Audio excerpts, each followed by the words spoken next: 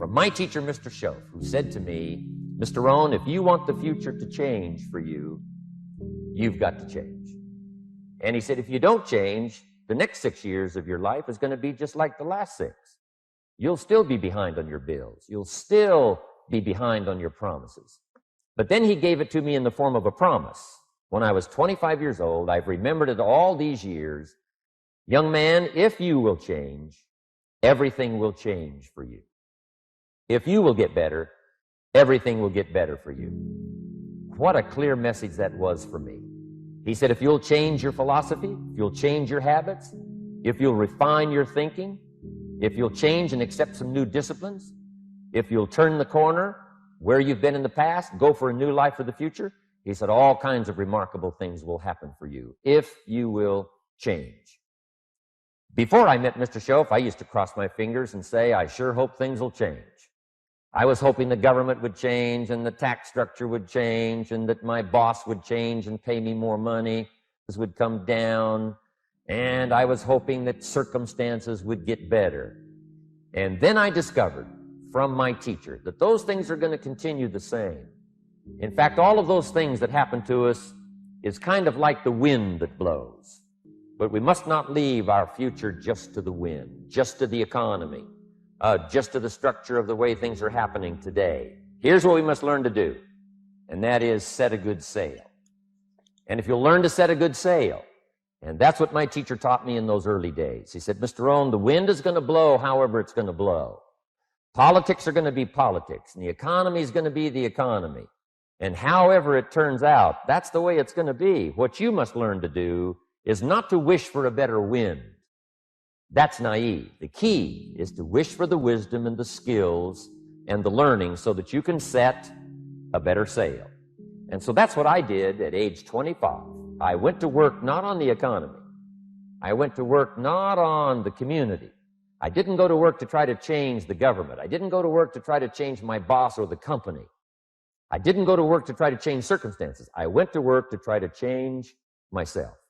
And I picked up that promise my teacher shared with me, that if I would change, my income would change. If I would change, my bank account would change. If I would change, my future would change. And sure enough, his promise came true for me. The first 6 years of my economic life, I wound up broke. Those pennies in my pocket, nothing in the bank, behind on my promises. The second 6 years of my economic life, I wound up rich. But interestingly enough, the second 6 years of my economic life, the government was about the same and the economy was about the same. You know, the companies were about the same. What they paid was the same. Circumstances around me were the same. You know, my negative relatives were the same. But I was not the same. That's how my life changed. Things started working for me, changing my life all those years ago. We don't have to change what's going on out there. That's the wind that's blowing. All we have to do is change what's going on in here. And now there's several ways to do that. The first subject he called personal development. We must learn from personal experience. Pretty simple. Learn from what happens to you. Take a look back over the last few months. Did you make some mistakes? How could you correct those for the future? Take a look back over the last year. Have you done it right or done it wrong? Let's correct it for the next year. Mr. Schoaf asked me when I first met him, he said, Mr. Rohn, how are you doing? You've been out there now 6 years. And I said, I'm not doing very well. He said, I suggest you not do that anymore. What a simple, swift analysis to my situation. He said, if you keep doing it, the next 6 years will be like the last 6. You don't want that to happen. Let's make the changes. So learn from your personal experience. Second, other people's experiences. That's me, other people. That's your teacher. That's your friends and colleagues, the people you meet that can pass along to you their experiences, what's happened to them, the mistakes they made, how they corrected them, how they changed their health and changed their bank account and changed their income and changed their future. Other people. Now, there's two kinds of people to learn from. One is failures. It's too bad failures don't give seminars, right? That would be valuable. Have them tell you how they lost it all and threw it all away, threw their health away and threw their friendships away and things didn't work out well. That would be valuable. But now then we must also learn from positive, people that have done well. They've got the health, and so we ask them, how did you become so healthy? They've got the skills, so we asked them, how did you become this skillful? They've got the income, so we asked them, how did you get here in such a short period of time? So now here's what's important in personal development. In learning from other people, we learn, number one, by observation. We learn what we see. We watch people that are successful in what they do. In sports, we watch their disciplines. In business, we watch their disciplines. Second, we learn by what we hear. Learn by listening. And then listen to the sermon on Sunday morning. Listen to the lectures. Listen to the teacher. Listen to someone who's got something good to say. And then number three is vitally important on personal development, and that is read all the books you can possibly read in your lifetime. Mr. Schoaf got me started on my library. I've got one of the better libraries. And then I started keeping a journal. One of the major things my teacher taught me was to keep a journal. He said, don't trust your memory. If you hear something good, just make a little note and write it down.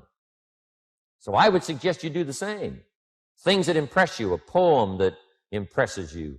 When you attend a class, some of the ideas that impressed you, jot them down. You read something in a magazine, right? Some ideas. Take those out, put them in your journal. Keep a good journal the rest of your life. This will serve you well. So I want the same thing to happen to you. Value captured that you can resort to later. Go back over it and review it and let it become valuable to you. So that's my first subject, personal development. Work harder on yourself than you do on your job. Develop the skills. Learn the lessons. Take the classes. Absorb all that is being taught to you these days. And then later on, of course, you can sort it out, what's valuable to you and how to refine it for your business and for your life and for your future. But the main thing is to get it and start this process of personal change, personal development. And let me say it one more time. If you will change, everything will change for you. You'll never be the same. You'll keep growing. As you look back on a few months, look back on a few years, you won't believe the progress you can make. Economically, your relationship with your family, your friends, telling you that whole process of committing yourself for personal change, personal value, can really make your life unique and worthwhile. Now let's cover the second subject, setting goals. We need to take a look into the future. There are 4 things to consider in terms of attitude. One is how you feel about the past. Best advice I can give you on that is treat the past as a school. Let it teach you the mistakes you've made, the things that went wrong, the things that didn't work. Don't use the past as a burden to carry, and don't use the past as a club to beat yourself to death. Past losses, past failures, past mistakes. But let the past be a school. Tough school maybe. We've all been through some tough stuff. So if you feel good about the past, draw from it for experience and let it teach you. Then next is how you feel about the future. We've got to have the future well designed. The future is called the promise. The promise of the future can be an awesome force. Designing the future. There's 2 ways to face the future. One is with apprehension, and the other is with anticipation. I promise you, in my travels around the world, most people face the future with apprehension. And here's why. They don't have it well designed. They've sort of left that up to someone else to fix. But here's the best way to face the future, with anticipation. You can face the future with anticipation if the future is clear, if the future is well designed. In setting goals, it's very simple. Number 1, decide what you want. You just take a little time. You sit down and say, what do I want? What kind of skills do I want? What kind of income do I want for the future? Where would I like to go? Places I'd like to visit.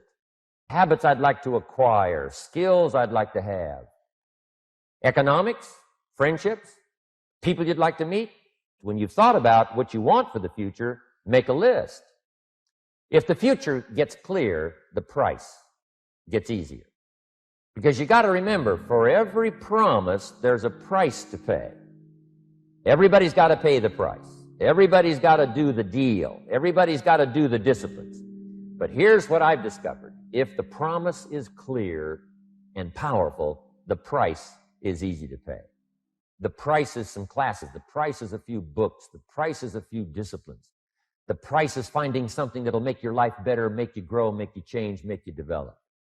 So the first part of the key is to design the promise. Then, what is the price to pay? I'm telling you, the price will be easy, no matter where you are, where you come from.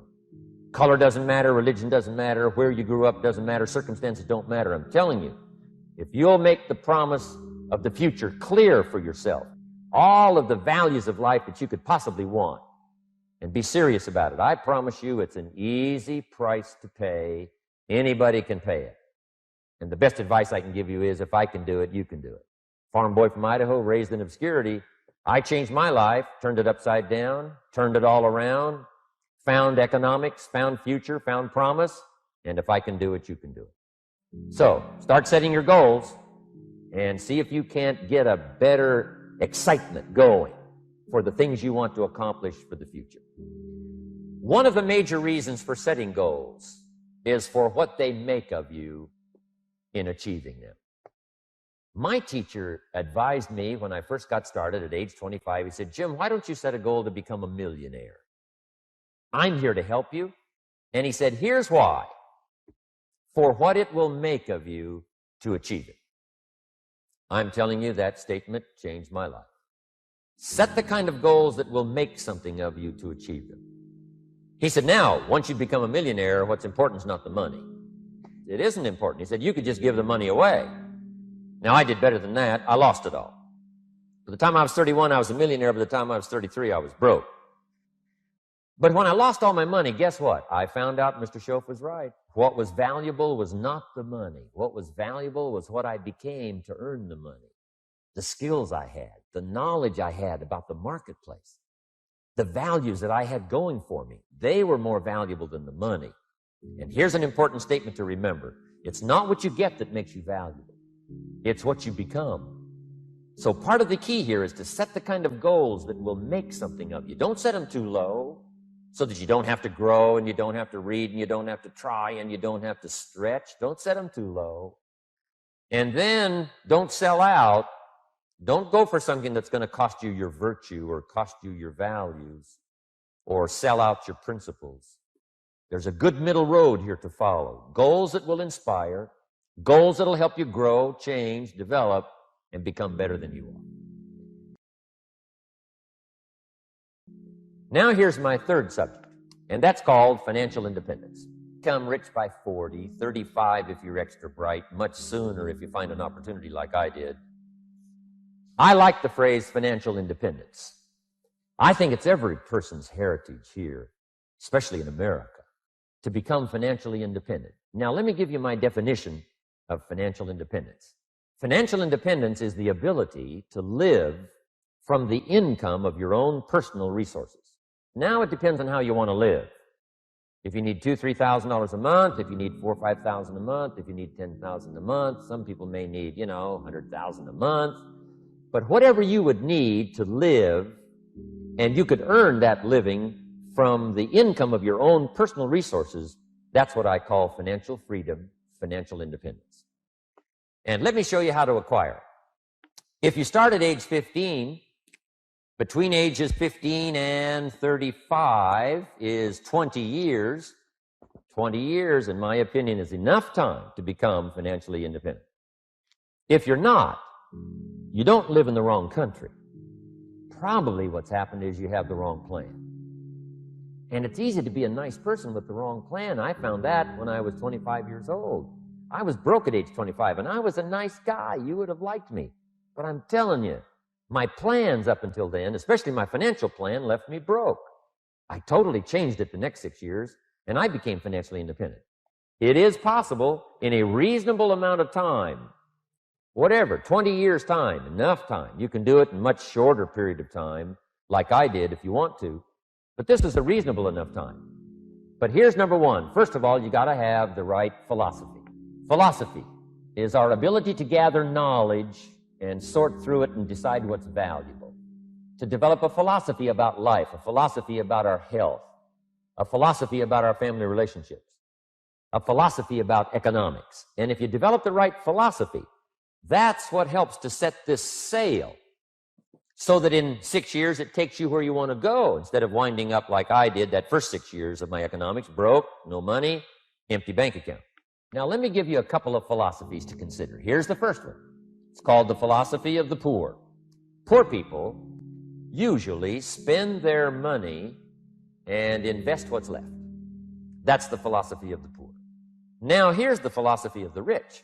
Rich people invest their money and spend what's left. And here's the startling answer. It really doesn't matter what the amount is. What's most important is not the amount. What's really important is the philosophy. So I would ask you to adopt this philosophy. A person's economic future starts with a child with $1. Somebody says, oh, no, you're only young once. Let him spend it all. Well, when would you hope that would stop? Somebody says, well, wait till he's 50 and broke like me, and then he'll learn. Well, no, we don't want to wait that long. If I would have known earlier than age 25, I would have changed. In high school, if they would have had classes called Wealth 1, Wealth 2, I'd have taken both classes. I would not have waited until age 25. The earlier, the better. So what should a child do with $1? Here's the simple premise to begin with. Don't spend it all. They'll still say, why not? Say, let me show you why not. So you put them in your car, take them to the other side of town, and show them where people live that spend the whole dollar. Just drive around and say, would you like to live here? Kid says, no. Then you can't spend the whole dollar. Kids learn best by visual. Kids will get the message. Now, let me give you my best view of what to do with $1. Never spend more than 70 cents. Now, you got to pick some number, and the number you pick is going to be determined by your philosophy. It's going to be determined by what you've been taught or your experience teaching yourself. When I first met my teacher, Mr. Schoaf, I was at about 110% of each dollar. And then I learned a whole better formula for financial independence. Number one, don't spend more than 70 cents. Okay, what do I do with the other 30 cents? 10 cents for charity or church or helping people that can't help themselves. Projects that you feel good about. It's called being generous with part of what you've taken out of society. Now, in my opinion, nothing teaches us character better than generosity. No class, no teacher, no book teaches character better than generosity. And the best time to start is when the amounts are small. And I know if kids learn these lessons well, they'll give a dime out of $1, help people that can't help themselves, support worthy projects. So the time to start is when the amounts are small. Next, 10 cents. I call active capital. Active capital means do something to make a profit. Set aside a portion of your income. Wages are okay, but I'm telling you, wages will make you a living. Profits will make you a fortune. So set aside part of your income as capital, called active capital. Any kind of project you can possibly think of, you can possibly come up with. 10 cents out of the money you earn, set aside for capital. Capital to try your best to show a profit. Then you must jot this down if you're taking notes. Profits are better than wages. But you can make a profit long before you're eligible to start earning wages. And then there's no limit to profit. They can double and triple and quadruple. It's incredible how fast profits can grow. Wages make you a living, profits make you a fortune. Now, the third 10 cents is vitally important. I call it passive capital. Capital you let somebody else use. A financial institution, stocks and bonds, mutual funds, whatever. Let someone else use it. You furnish the money. They use it to make a profit, but they pay you for the use of it, called interest. And this passive capital, I'm telling you, over a sustained period of time, if you'll develop this little 10, 10, 10, and 70, especially starting at age 15, I'm telling you, by the time you're 35, you will be financially independent. You'll have the ability to live from the income of your own resources.